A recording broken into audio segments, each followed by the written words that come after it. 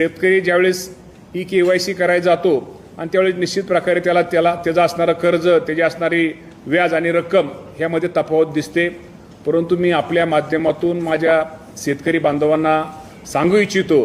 की आपल्याला माहिती आहे की सरकारने जो आपल्याला हेअरकट म्हणजे आपल्याला माहिती आहे की जो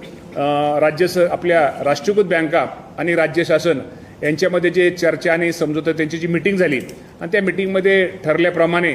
जरी एखाद्या शेतकऱ्याची रक्कम आज जरी त्याला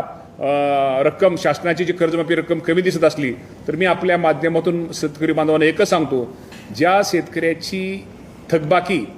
ही 2 लाखाच्या आत आहे त्या सर्व शेतकऱ्यांची कर्जमाफी ही केली जाणार आहे. रक्कम तुमची जरी शासनाकडून तुमची कर्जमाफी रक्कम जरी तुम्हाला कमी दिसत असली तर ती वरची रक्कम ही तिथल्या त्या राष्ट्रीयकृत बँकेने